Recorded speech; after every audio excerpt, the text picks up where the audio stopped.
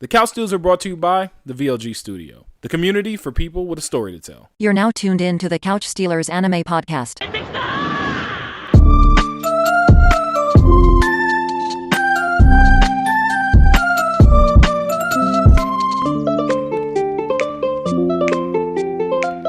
What is going on, everyone? Y'all already know it's the Couch Stealers. Welcome back. It's the one and only Meister Mikey J. And it's your boy AU. AU, man, we done had some goodness drop in our laps over the last week and some change. How you living, man? Yeah, we've been eating good. I ain't even gonna lie to you. We've been eating good. Like, and low key, there's a lot of like little bangers out there right now that people are like just kind of catching here on the side. Like, obviously we've had some juggernauts, but there's a lot of little bangers too. Oh yeah. There's a lot of little bangers out here, bro. Like, Netflix just dropped one. You might not like the animation, but it's still like it's a low key little banger. The one I forgot what it's called. What, Laserhawk? It's like a samurai dude. I've been hearing about that. Samurai. Oh, what's it called? Let me see. Off the top of my head. Nah, but I've been hearing about that. I actually was just watching something. We gonna get into some of the Netflix geek stuff, but I definitely I saw something about that yesterday.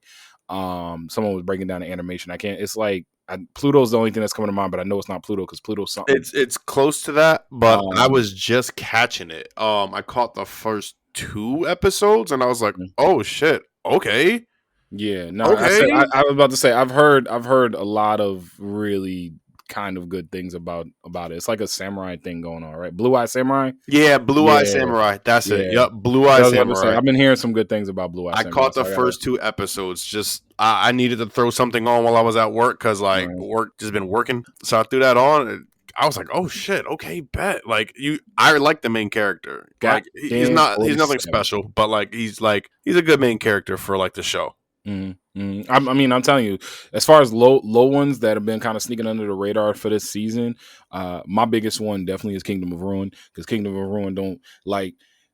It's just, you want to talk about tragic backstories. You want to talk about somebody that just keep watching people die around him. You want to talk about just tragic backstory with also one of the most justifiable reasons for wanting to absolutely destroy an entire kingdom that I have ever seen in my life. Okay. Yeah.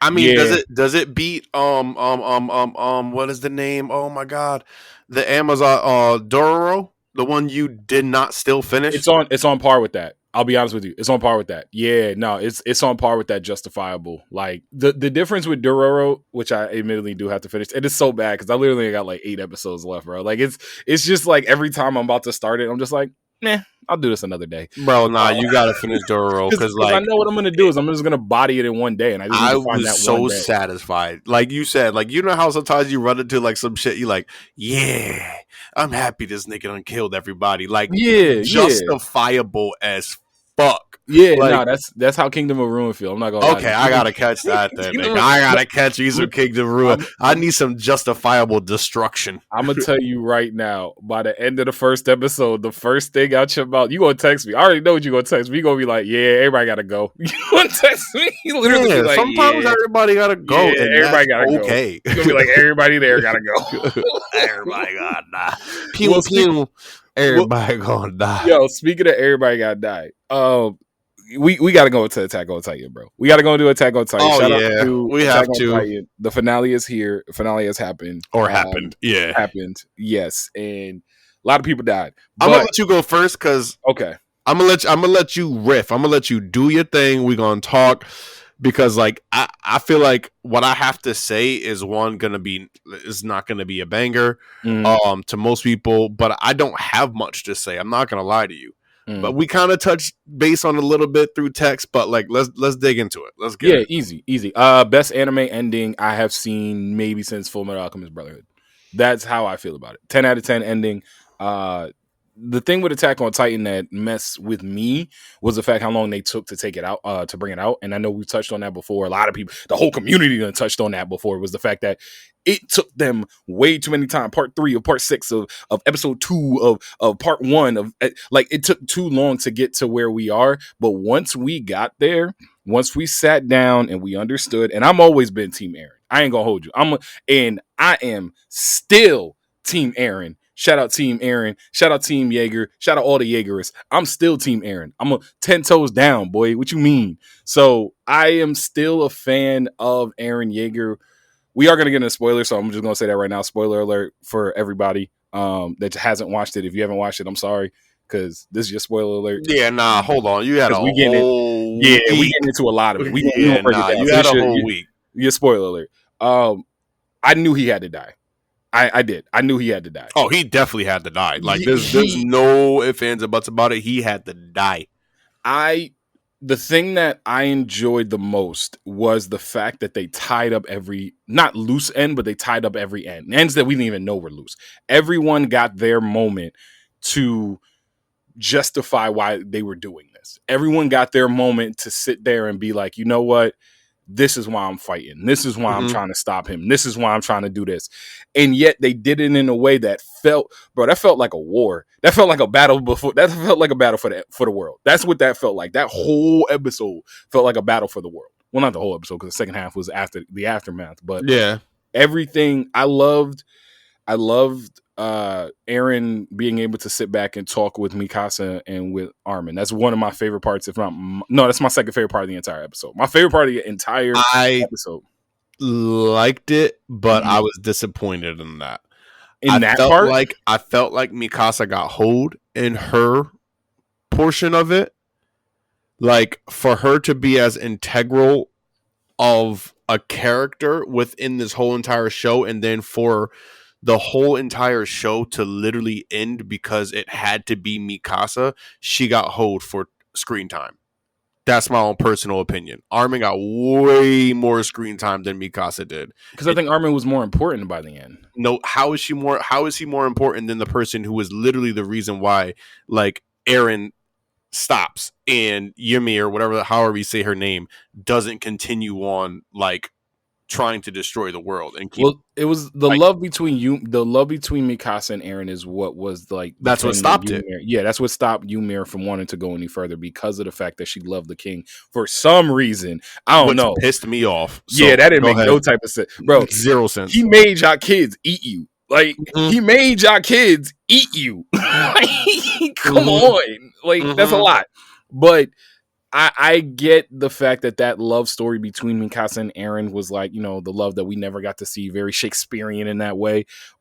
I thought Armin was more important to not only the battle, to Eren's, I don't want to say Eren's development, but I think he was just as important as Mikasa, if not more so. No, I'll say just as important. I'll take it back. I'll say just as important. Yeah, not more so. Not more so. Definitely just as important. If you want to argue that they're equally as important, I can live with that argument. I can live with that debate 100%. Like, I have no qualms about that. But like I said, he still got way more screen time than she did. Mm-hmm. I mean, would you want to see and by screen time, I mean just like getting that backstory of like knowing that Eren had spoke to them and like walked them through their lives and whatnot, all of that. Like Mikasa's felt so small and insignificant compared to Armin's. And like he loved her and he admitted that he was just a little bitch.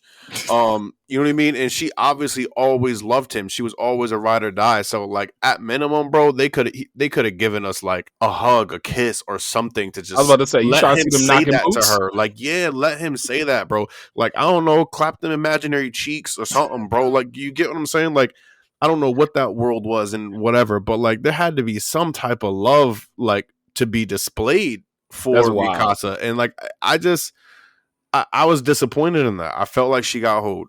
That's wild. He imaginarily clapped Mikasa cheeks, so that take her for the rest of her life. Just that one memory. Should have been good. If he wanted her to mourn for 10 years, he should at least clap some imaginary cheeks. Yo, that's crazy. But in totality, from everyone, my favorite moment of the entire episode was at the end after they stopped Eren, when everyone saw like everyone that had died. Like when Levi was sitting there, that part when Levi saw everyone and they saluted him and then they faded away and Levi was sitting there holding that salute. Like I did this video. That tear came down. Bro, and then they showed my potato girl. Oh my God. Then they showed my potato girl to Connie. Bro, I cried. I cried too. I cried too. Bro, like I was not emotional at all this whole entire episode. when she popped up on that fucking screen, I could not stop. Like, I just sobbed for like a solid like 3 minutes. I paused the episode and everything. I was like, oh fuck. Bro, I just and Fuck and I Abby, you piece of shit. that's what I'm Burn in saying. hell. Ain't no So here's the redemption for thing. you fucking little bitch. If I was there, I would have stomped you the fuck out. Like, nah, bro. Hell no. Fuck That's Abby. that's the funny thing you bring up with all that hate towards Gabby, because in all the people, because I got this moment right after they showed Sasha, and all the people that didn't survive to the end, that's the one that hurts the most. Like, her death hurt the most for me, more so than everybody, because I think everybody else's death was like shock factor, like, oh my god, and it was shock factor, but it's also they went out.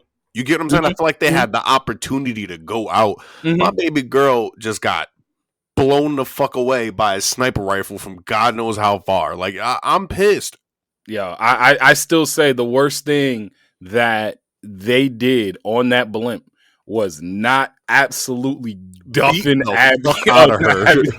Gabby out more than they did, because they clapped her. They was bang bang bang, but it still felt like it been wasn't looking like enough. Dave Chappelle on the couch as fucking as I can't even think right now because I'm so mad, bro. As fucking the Rick James, Rick James, bro. She would have been walking like that the rest of her life. Nah, ain't no bro. way. I would have spinals her. Like, ain't no way, cuz crippling to come up with that crazy Kang. Remember that Kang kick from like the trailer with Kang? Yes, I needed one of those. Like, that's one what of those, boy. Nah, man. But I still say this: Attack on Titan, even through all the delays and however long it took, I love the finale. I was a very big fan of the finale. I was a big fan of everything that went down. I was a big fan of the way that they broke the whole story down, because of the fact that we got to the point of no return. We got to the point of no return. Like 80%, my boy,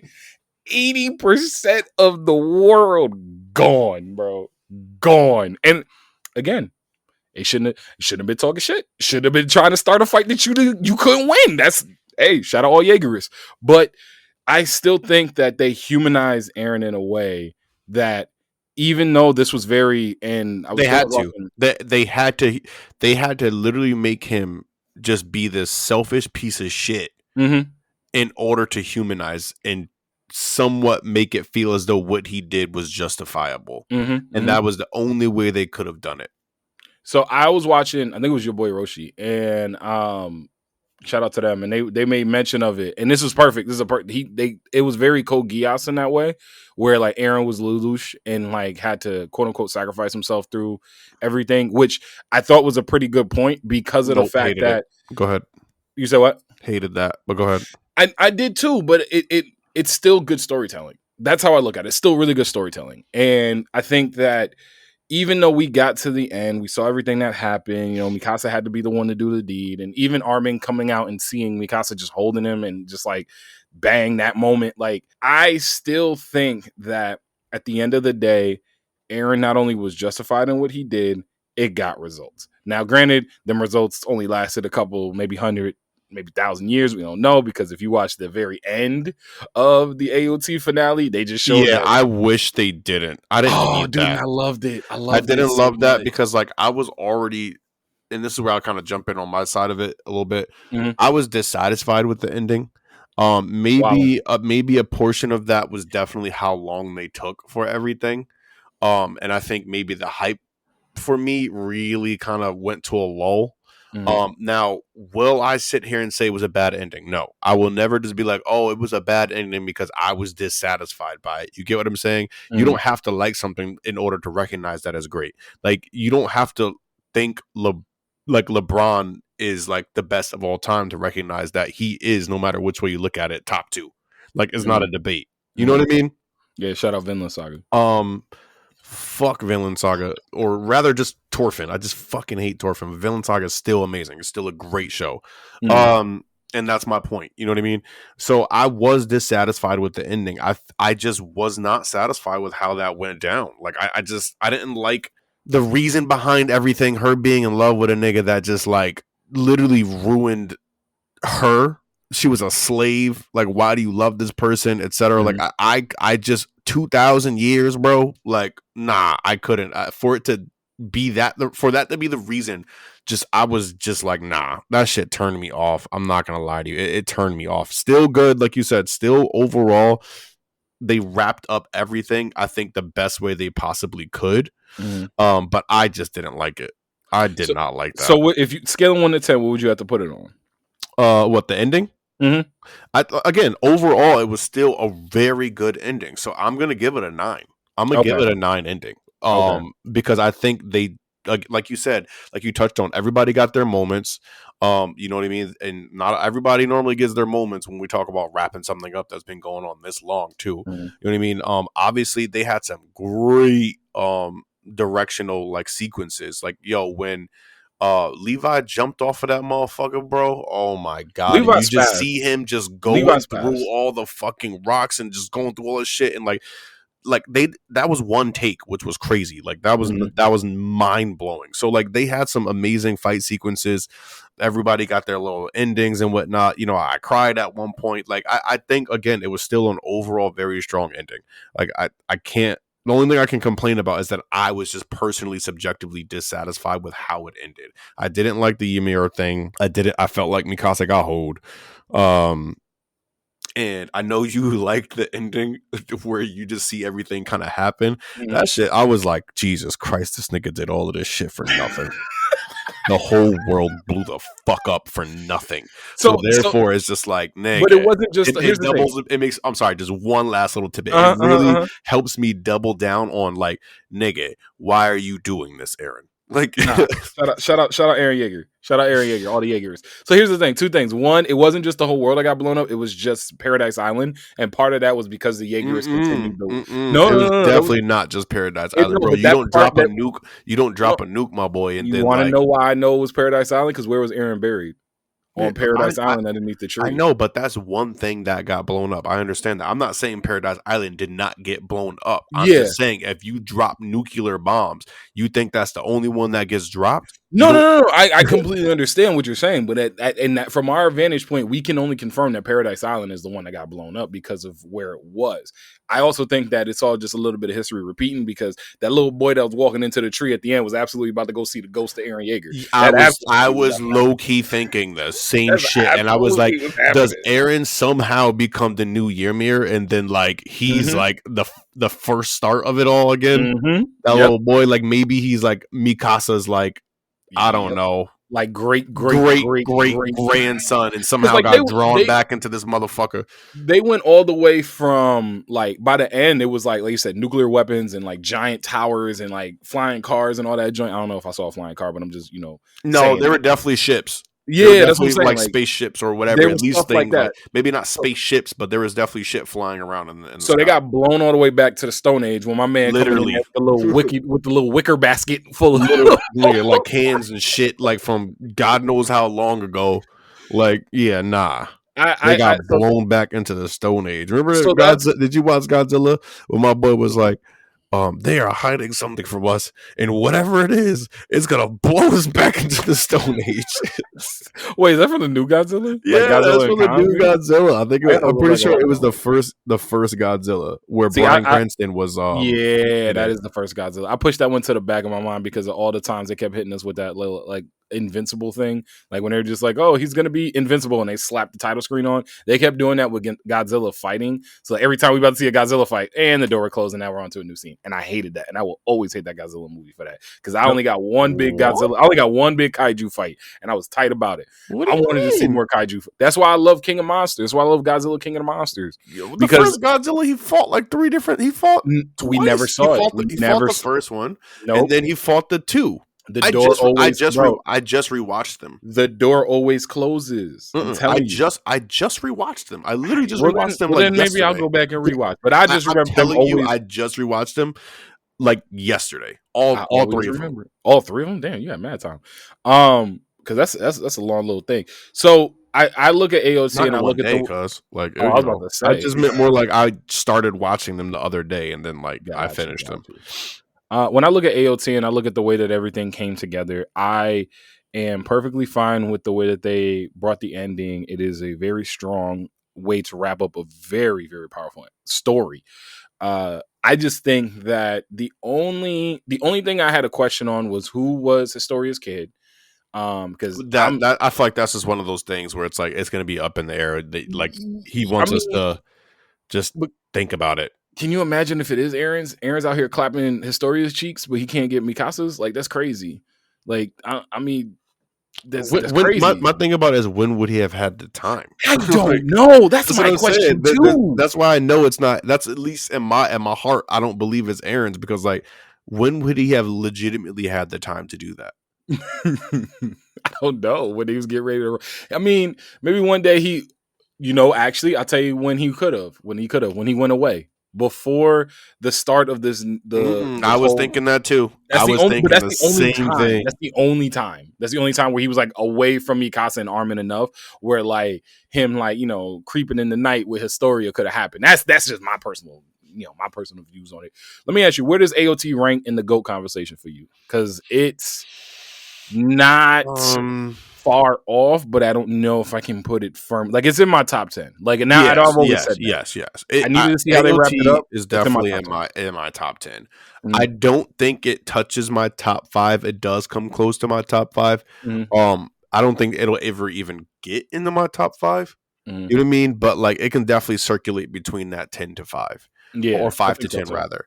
I think again, I think the lengthiness of how everything happened with it really just it made me lose a lot for it. And maybe I go back and rewatch it all. You know what I mean? Oh, I'm definitely going to rewatch it. The only reason I may not rewatch it all is because a lot of the reason like I really also enjoyed Attack on Titan was like that suspense of not knowing and waiting to see what was going to happen, and you know what I mean. Mm-hmm. Some things for me personally, a lot of what is going on around here. Yeah, like a lot of sometimes some things for me are just they are as they are, and I don't need to go back and redo it. Like I had it, I watched it, I enjoyed it, loved it, whatever it was, and it's like okay, and that's it. Like it has its place. I don't think AoT has a lot of rewatch a bit like for me personally. Mm-hmm. It doesn't mean that it isn't a GOAT. If someone has it in their top 5, I understand. You get what I'm saying? If you say it's your GOAT, like I understand. I get it. I understand all arguments. But for me, no. It's I saw it, enjoyed it, loved it. It can go to rest now. See, it's in my top 10. I'm similar with you where it's like in that 5 to 10 range, probably like 6 or 7 to be completely honest. But when I think of Attack on Titan and the rewatchability of it, I'm actually kind of excited to go back and rewatch it because for the exact same reasons that you mentioned, I like it. I like being able to see where all the tangle webs we weave started at. You know what I mean? I like seeing you get to kind of see it like, oh, like oh shit. That's like, the motivation why they got thrown against a tree and she was spinning that dude. I still can't get over like I was happy to see the to see Annie fighting in her Titan form again because we had I was happy to see that because she just disappeared for damn near all the show. but I'll say this: you want to know what part made me laugh, and I had to pause the episode. Wasn't even just the fact when they was chasing down. I got a feeling I know what you're gonna say, but go ahead. I'm not talking about, and I'm not. It's not the part where they were chasing down the one dude the one Titan that captured Armin. Then they couldn't tell what kind of animal it was. That was a really funny. That was that was a really funny, lighthearted moment. I had to Google it. Apparently, it's like the African like giraffe or something like that. It's like a mix between like a horse and a donkey and a giraffe. Motherfucker's a giraffe, boy. It's a giraffe. No, but my part, what was so funny was when she was in the armor Titan and had her full on Shinji Ikari moment, bro. When they was holding back like the little tentacle worm thing that came out of Eren that started this whole thing that created the Titan gene, and they were like all the Titans were holding it down and fighting it, and it cut to Peak, who actually was the MVP. I think Peak and Reiner were low-key the MVPs. Yes, they were low-key the MVPs. 100%. They were definitely the MVPs. I mean, Levi did what he could. Like he saved. Was it Gene or Connie? It was Gene. It was Connie. He saved Connie, right? Yeah, he saved Connie. Connie still ended up, that shit fucked me up. I didn't like that. When they became Titans, I was like, and they was just like, damn, nigga, bro. After all of this, how we like after all of this shit, bro. I don't even just die, nigga. I get turned into a fucking special Titan. Yo, like, I loved it. I loved it. I can't lie. I loved it. That was one of my favorite parts because it's like, yo, it really feels like the final battle. Like, regardless, and I just love the way they went out. They was like, yo, man.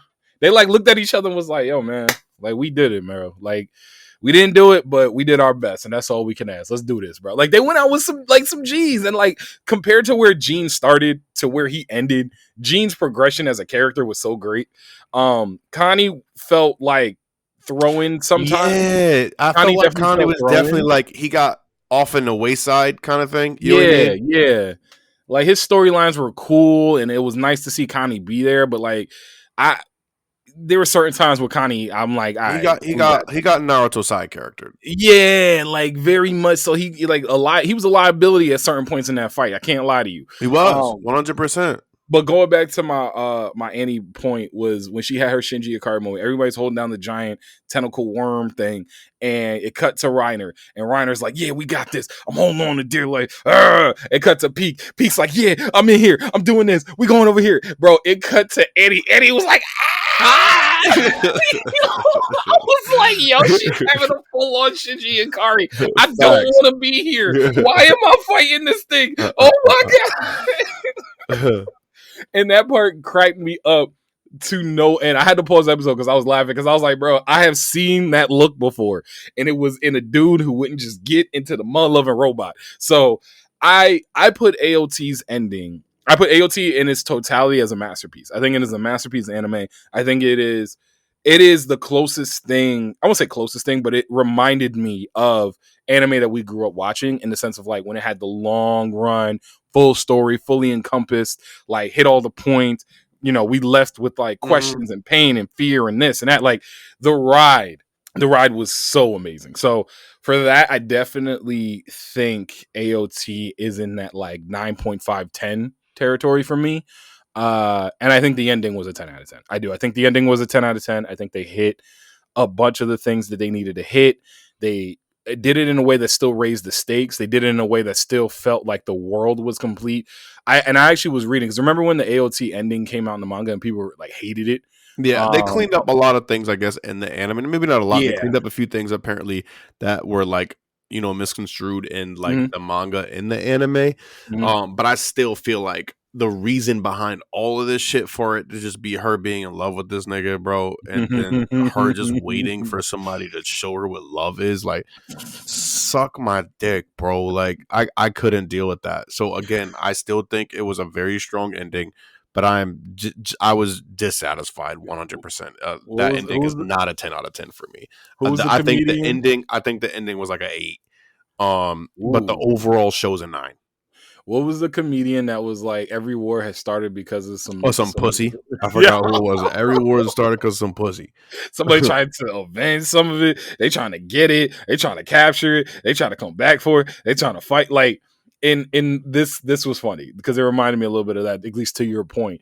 But I loved it, and I want to say, you know, shout out to everybody that had anything to do with AoT for bringing that to us. This peak fiction to us. So shout out. And yeah, I got no complaints, bro. I got no complaints whatsoever. Any last thoughts you want to do on AoT? Because I want to get to this JJK. I can't hold it. I'm good on AoT. Like I said, I didn't have much for AoT. Like as much as everybody else was, and I'm happy everybody enjoyed it. You know, I'm happy it did come on. I'm happy it did finish strong. They took too long for me. I think it took too long for everybody, but yeah, that's about it. Well, I'll say this. The thing that I read the most was that their context that was given in the anime that wasn't given in the manga, which is why the anime felt more complete than it did in the manga. Because I said and we'll get into our hot take question from this past week. We'll do this week's hot take because it's so AoT relevant. And a lot of people felt the same. So, but yo, I gotta get into the JJK, bro. I must, because what the WTF is going on in Shibuya. And when Fushiguro said that, and I remember sitting back and being like, you know what? This man right, because I don't know what's going on. There's just chaos. Yeah. And I'm here for it. So much fucking like unaccounted for shit right now in this Shibuya arc. It is insane. First and foremost, this nigga realizing that was his son. And then being like, damn, I can't kill this nigga. And then just stabbed his fucking self in the head. I was like, oh, fuck, bro. What? How? You think that's what that was? Because I didn't like that moment. I was literally like, I don't know how I feel about it. I don't, because he was such a beast character that I would have wanted to see him fight more. Like, I would have rather him like go off and run away from fighting his son to go fight somebody else, as opposed to like him just being like, all right, that's my son. This is cool. I'm out. It was like, completed. Like, that's why they gave the flashback of like him talking about his son or whatever, and like him being like not like the chosen one, but saying he's got the bloodline, he's special, he's got everything he needs. Like, you get what I'm saying? So my thing was, if he like continue fighting his son or something like that and it killed him, what was the point of that flashback? So like and like I think for him, like he already had his time. Like, you know what I mean? I think he came back one more time, like unwillingly, first and foremost. You know what I'm saying? The nigga got summoned. Like, so we can't sit there and act like he wanted to be there. The nigga died. I think he was good. Like, he seemed like the type of person, or like where it's just like they understand and like they're satisfied with how things went. You know what I mean? Like, he died on his hill. Yeah. So Toji, the thing with him for me was that I didn't love that he did kind of just like, all right, that's my son, I'm out. But to your point, he did have his time, he did have his moments, and so he is seen as, all right, I'm gonna pass this off to the next gen. I'm gonna let my son handle my light work type deal. But that light work in the form of Sukuna ain't no light work, bro. See, he my favorite character. He my favorite character right now. He my favorite character in the show by a lot.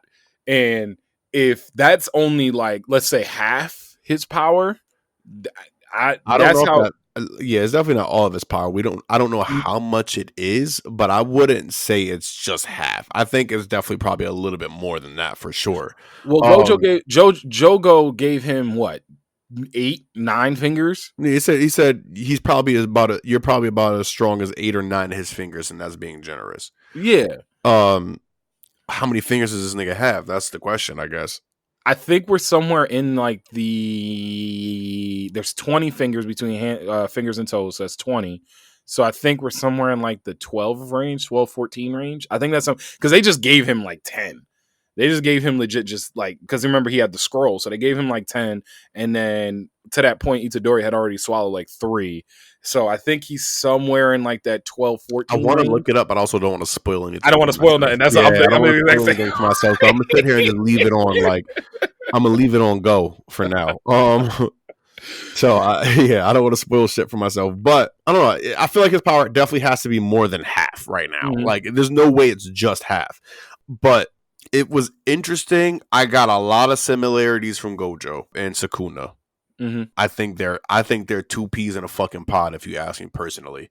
They're just two peas in a fucking pod, bro. He stands on that God complex. Yeah, but he stands on that. He stands on business. When you you can absolutely tell that Sukuna has never come up against anyone that could even get close to him as far as power level. So if you know you are that much stronger than every other being that is around you, you are going to feel like a god. You are going to have. I also did love that moment that he had with Jogo, where he's like, bro, I fought a lot of motherfuckers, cuz don't fret, nigga, you were strong. I'm glad they gave him that shit moment. Hit me. I ain't gonna lie to you, because Jogo, bro, he was 10 toes down in his mission, man. He died on it. He died on that hill. It's not only the fact he was so 10 toes down on his mission. I think they gave us context for Jogo's character. One, I didn't realize he was the leader of all the other special rank demons or special rank curses. I didn't realize he was that high up. I think he was the leader. I didn't think he was the leader. I thought it was just all of them. I don't. Yeah, that's what I think it was. I think it was just all of them, but I do think he was the strongest. You get what I'm saying? He's obviously the strongest, but I don't think he was the leader per se. I think it was just like, we abandoned niggas, and like I don't think any of them looked at each other like so human. You know how it's like it's a band of niggas and somebody got to be on top. I don't think they looked at it like that. Nobody they had a round table. They had a round table, man. Like like there was no big seat at the end of it. It was just a round table. That's how I looked at their relationship. So one thing I'll say about not only just their relationship, but Jogo's character as a whole, because it hit me as I was watching this past episode when his fight against Sukuna, was that we've seen Jogo get bodied. But every time we see him fight and get body, he's fighting like the strongest person. The strongest people, for sure. It's like fighting this. And so, like, as that fight was happening, I was like, you know what? I can say this. Jogo is really strong. Because even though he loses, and he loses every time. But even though he loses, he's in the fight. He is in the fight. Like hold on. I'm not gonna say he's in the fight, but he's got his toe in the water for sure. It's not like it's just like, you know what I mean? He's got his toe in the water for sure, but like, you know what I mean? Like, my thing is, go fight people doing cannonballs with a toe in the water. Yeah, that's the problem. Like, he was dealing with motherfuckers who was doing cannonballs, and he was just dipping his toe. Like, he was on the outskirts, chilling, trying to mind his business, and everybody else was splashing water on him. But at the end of the day, he was still in the pool.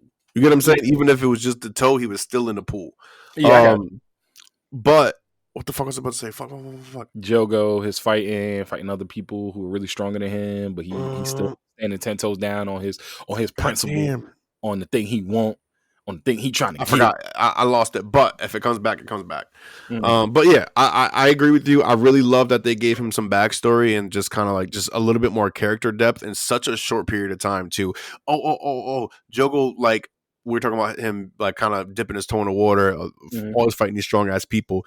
I think that's where we have to credit JJK's writing as well, in the direction that they're going in with the fights, etc. Because for them to be able to display that, for us to be able to just debate that and talk about like how strong he is, even while fighting these monsters, like, that's really well done. Yeah, I think that's just really well done. They constantly somehow keep the stakes and in a place where it's like, oh shit. Like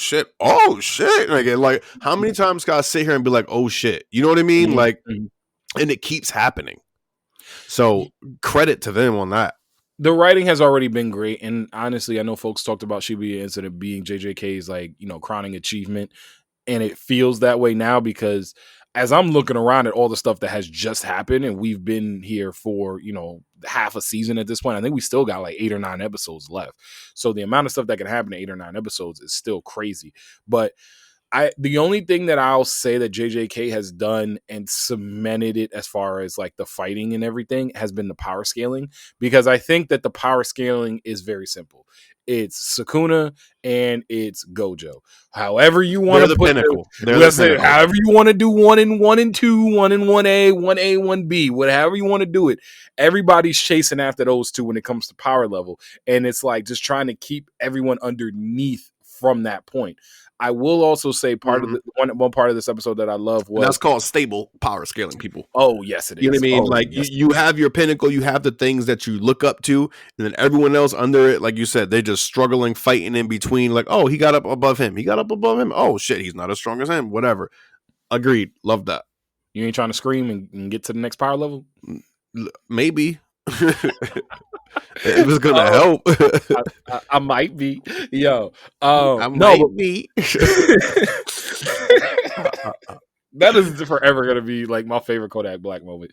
Oh no, but I'll say this too about JJK. One part that I loved was getting Ghetto's team, like seeing that moment with Ghetto's team of like who's gonna carry on his pride, who's gonna carry on his legacy, and the two girls that was like, nah, we about to just go get him back. Like his dream is done, but like I ain't gonna let no zombie go around here or no curse spirit go around here and take whatever the fuck you is. You ain't gonna violate my boy. See, my only thing is like I gotta look up what her like phone power is. I know Sukuna explained it, but it still don't make no sense to me, bro. Like her phone power, it just because it looks so OP. It looks so corny though. Like when they was getting ready to have that, look corny, but it also kind of seemed OP. Like I guess, like I want to look it up. When they was getting ready to have that standoff moment though, like and like everybody's pulling out blades, and she said phone. I was like, yo, you'll get out my face with that. I don't know, bro. Like everybody, curse spirit is different. Like everybody, fucking techniques and powers are just very different. And I think that also kind of like brings in such a refreshingness for JJK. Like just seeing everyone's powers be just truly just different. You know what I mean? There are definitely a lot of times, like, not for nothing, not even hating on Naruto, obviously. Like, Naruto is a fucking GOAT. Not even because Big 3 is just a GOAT. There are definitely times where I rewatch Naruto in the past and I'm like, it's all kind of the same. You know what I mean? If it's an Earth Jutsu nigga, whether it's a dragon or just a big rock, is just, it's still just like a big ass rock, whether it's alive looking or just a big ass boulder coming at you to just bash your head in. Well, I also think that that to that point, Naruto offered a little less imagination with the world because of the fact it's a ninja world, because of the fact that everybody uses like elemental jutsus in that way, or has like their elemental, what was it, like their spirit beast or something like that? I don't remember. Spirit beast. Jesus Christ. I just remember that Naruto's was wind and Sasuke's was lightning and fire. That's truly all. No, it's just like affinities for nature, essentially. Yeah, affinities for nature. Let's go with that. I like spirit beast too, but affinities for nature just sounds a lot more academic. But I think that's the points that when JJK is able to have a lot more imagination with it, like a cell phone or like a hammer. Because I've talked so much junk about old girls' attacks, even though everything she does looks so cool, but she really just walking around beating people with a hammer and nails. Like basically, when you think about it, she just got a nail gun. Yo, but like, give her a nail gun then. Don't just give her like I look at it. But it's cooler if she beating the nail with a hammer and making it do that shit. Versus, I know. Also, fuck that fucking piece of shit nigga, bro. That little blonde nigga. I thought he was dead. He's weird. You fucking loser. Yeah, the blonde dude is weird. The one that Nanami grabbed by the hair that had all the anime girls losing they got doggone mind. Fuck that nigga. Yeah. He punched that nigga all the way the fuck out. Like that was the equivalent to like the Hulk beating Loki head into the fucking ground. Like we didn't see him for like an episode or two. And then, we didn't see him for that happened like 3 weeks ago. That happened like 3 weeks ago. Like an episode or two. Like, you know what I mean? Like it's been a minute. Like he been gone. Like, and now he's just back. Yeah. I will say that I love the Ghetto Sama stuff that we got to see. I will say this too: the dude running around with Panda that don't want to go nowhere and fight nothing. Hilarious, bro. Hilarious. You know who he reminds me of? He reminds me of Mob's fucking yes. Okay. Because I couldn't think of who he reminded me of either, but he reminded me of someone, and it was annoying me because I was sitting here saying, I was like, why everything of him not wanting to go nowhere? Was it Reagan or Reagan? Yeah. Reagan. Thank you, Reagan. That's who he reminds me of because it's very much like I have to be here and I have to do this, but I really don't want to. And I'm gonna find every other excuse. He's like, wait, I did this. All right, this is gonna be my next excuse. Like he was dead ass, just like fuck this, bro. Like, I don't want to die. When he said, "Well, you know what? I also don't want to get murdered. So how about we just have a long conversation?" Like he's a fun character, I hope he sticks around for a while because he's a fun character. Yo, AU man, we about to slide, but last two things I did want to touch on. Just because we mentioned before, the Netflix Geeks weekend is here, and Netflix is getting ready to drop a bunch of heat. Great Pretenders is coming back. They're making an announcement on next Saturday at Anime NYC. I'm hyped about that because Great Pretenders is fire. But also, Blood of Zeus is coming back in 2024. Finally, bro. They took too long on Blood of Zeus, though. My hype train kind of feel like is lacking a little bit. I hope they could really keep up. I felt like Blood of Zeus should have came back a little bit sooner, personally. But I got to go back and rewatch Blood of Zeus. Yeah, I remember liking it, but now I definitely got to like watch it. You know what I mean? Oh yeah, Arcane coming back in November 2024. Thank God, finally. I think they're gonna still stick with like the Jace they should story. But I think what they should do is just continue on that path and just expand the world and connect everything versus like having it be different stories within the world. Just have it all kind of end up being simultaneous. So I feel like, connect as opposed to like it's all one world. So let it all be one world. Like we know League of Legends. You get what I'm saying? We know League of Legends. We all know this is all the same world. And now I would love to see the show actually connect all of that because in League of Legends they on a battleground, like we know they here, you get what I'm saying, but we know people are at war with each other, etc. I want to see how all that actually happens. And for y'all that don't know, Arcane hits very close to home for AU and myself because we have been playing League for a very, very long time. We're playing League long time, like 10 plus years now. We started playing League back in college, so shout out Guti. But yeah, no, I need to see the Noxus Ionian war. That's where I'm at with it. Like that for me needs to be the next thing after they're done with Piltover Zon. Because for everyone that doesn't play League, Piltover Zon, AU, where would you put that like tier? I would put that like middle tier as far as like the stuff that's going on in the League world. I think Noxus Ionian War is the number one for me right now. I think that's like the biggest thing. The Void has always been the biggest thing. Yeah, because the Void's just random stuff happening. You never know. It's not random. It's just like these motherfuckers are invading the world slowly but surely, and there are only a few people who actually are looking at this shit and be like, bro, we're getting invaded. like Cassidy, nigga, Kaisa, like, bro, we're getting invaded, and y'all niggas over here fighting separate wars. Meanwhile, little Kazakh's over here just munching on people. Bro, it's crazy. Like Rise is like, I gotta protect these scrolls. You're like, get the fuck away from me. Like, yo, I gotta protect these scrolls. That's crazy because that really is Rise's character. And for everybody that don't know Rise was the character in Arcane that saved Jason and his mom. Hit him with that Rise ulti and got them up out of there.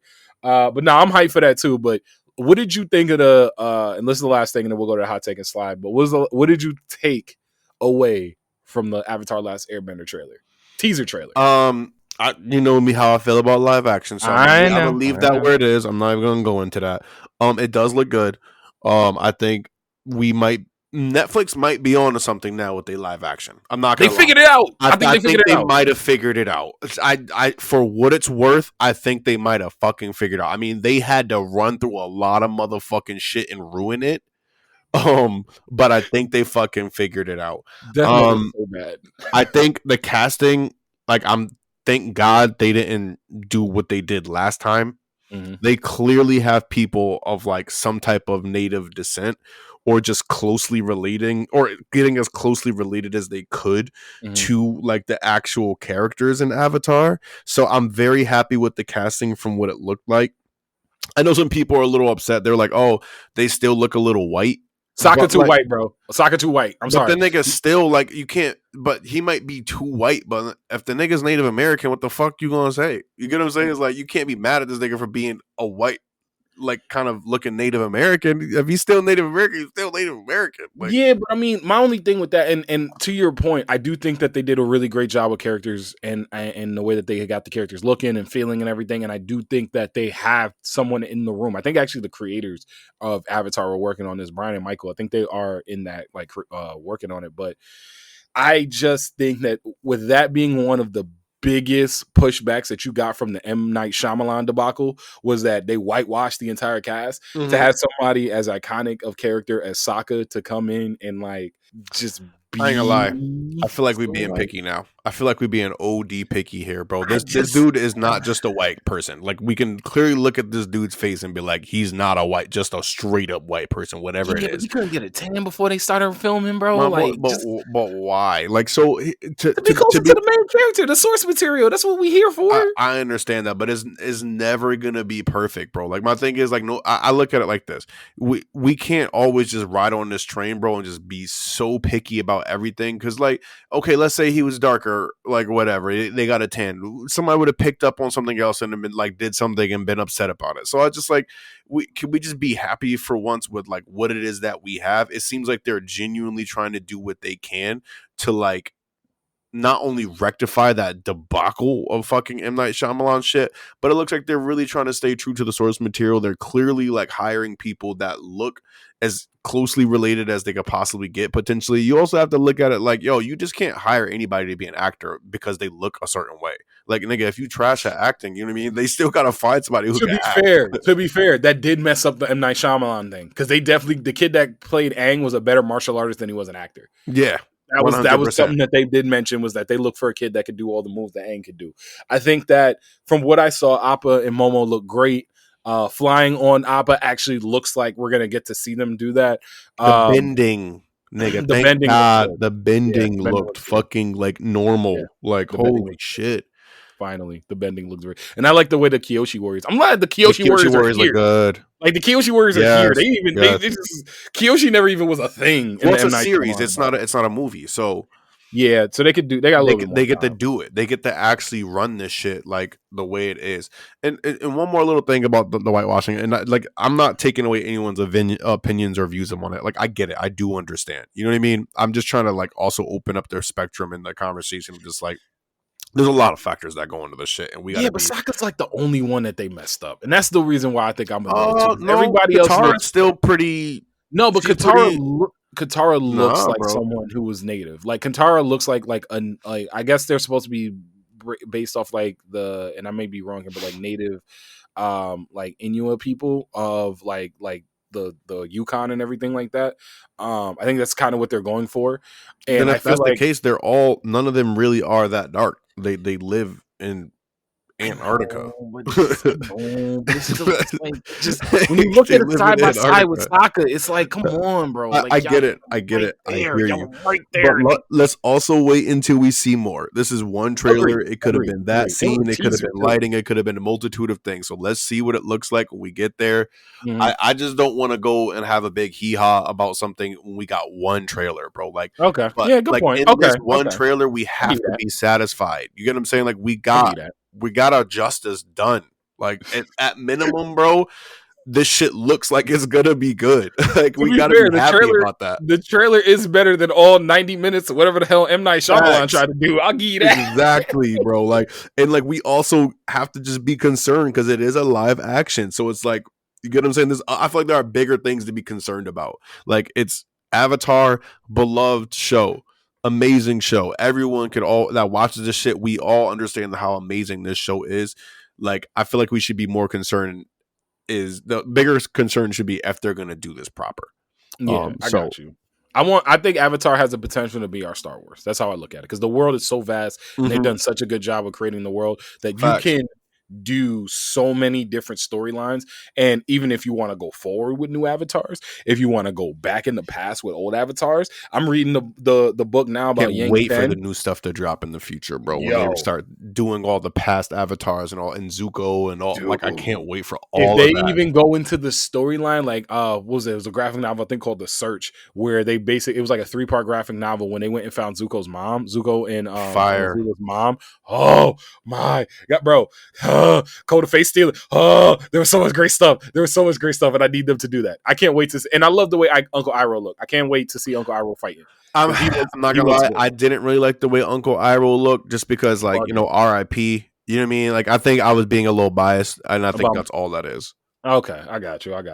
Well, February 2024, right around the corner, bro. Yeah, so we about to sit back and we getting blessed in 2024 right now. 2024 from a nerd anime like breakdown perspective, we getting blessed. Yeah, we gonna get some good stuff. Cannot wait.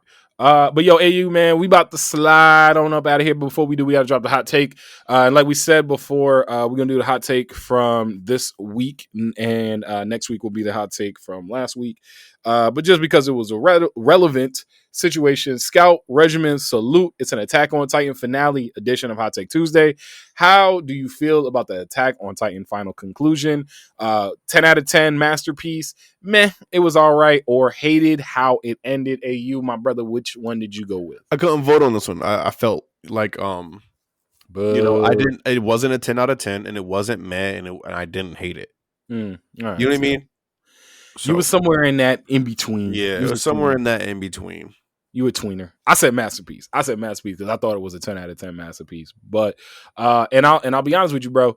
It kind of, felt like a lot of people felt it was a masterpiece. On Twitter, 72.2% said 10 out of 10 masterpiece. 16.7% said, meh, it was all right. And 11.1% actually hated how it ended. On IG, we had 68% said a masterpiece. 32% said, man, it was all right. And 0% hated it. And we got some if you hated it, like somebody hurt, like, who hurt you? But like, I can't say I hated it. I said I was dissatisfied, and I gave my little pieces on it, but I can at least recognize it was not something to be hated. Like, yeah. Nah, I said the same thing. Like, hated was strong. Hated was real strong. But a couple comments here. Shout out to Big Foop at King with a V. Junis. Rewatched the finale yesterday, and I still think it was a solid ending to the anime. AoT has a special place in my heart, and it's sad it's over with the teary-eyed emoji. It felt like it was over for me. It took too damn long. I felt that. But yeah, go ahead. You're such a hater. I'm not a hater, bro. Like, I'm not mad at people being sad it's over. I'm saying, for me personally, it felt like it been over, bro. Like they killed my hype. Sorry, I'm gonna let it go. As soon as the rumbling was about to happen, AU was like, "Nah, man, they just gonna hurry up and kill everybody." That's how I felt. I'm gonna lie to you. Just kill everybody. The last thing is shout out to Justin Thomas at J_Thomas_24. Shout out everybody over there at the Saratoga Sports Podcast. JT literally just hit us with like Connie from the Hormone Monstrous from Big Mouth, and it was just a GIF that was beautiful. No notes from the scene where what's it called? Old girl screamed at her mom, and she was like, "No notes." That was so amazing. So shout out JT and like I said, all the boys over there at the Saratoga Sports Podcast. Like I said, I think for the most part, most people really enjoyed it, man. I really do. I think most people. Everybody really should have. Like honestly, it really was. Like can't complain. There's a few things you can complain about. I was about to say, you complaining a lot, obviously, but I just mean overall, like you can't just complain too much. Yeah, it had the things that made us love Attack on Titan again, and had us think, and it made at least from my point of view, I was satisfied. I was satisfied and happy, and felt like I got a full on masterpiece. But yo, AU man, we about to slide on up out of here. Appreciate everybody that is listening as always. You already know. But AU man, before we go, you got anything you want to leave the people with? You already know, baby. It's always a room on the couch. Always. And as always, listen to us wherever you get your podcast. Rate us, review us. Check us out on our socials on Twitter, on IG, and on TikTok at Couch Steelers. And subscribe to the Couch Steelers YouTube and hit that notification bell so you know when we drop something brand spanking new. All right, y'all. Appreciate you as always. We going to be back next week. But for right now, we out. Always room. Peace.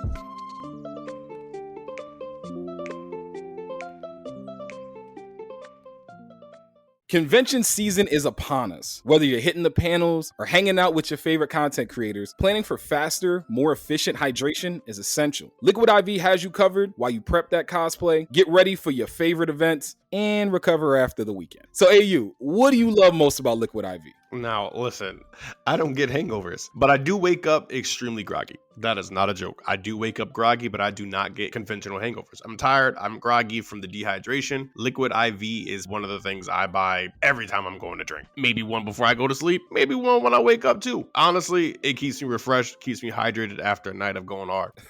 Yo, I appreciate that, man. One stick of Liquid IV in 16 ounces of water hydrates you 2 times faster and more efficiently than water alone. It comes in 12 delicious, refreshing flavors to keep your hydration routine exciting. It contains 5 essential vitamins, including vitamin C, with 3 times the electrolytes of traditional sports drinks. Made with premium ingredients, it's non-GMO and free from gluten, dairy, and soy. Get 20% off when you go to liquidiv.com and use code CouchSteelers at checkout. That's 20% off anything you order when you shop Better Hydration today using promo code CouchSteelers at liquidiv.com.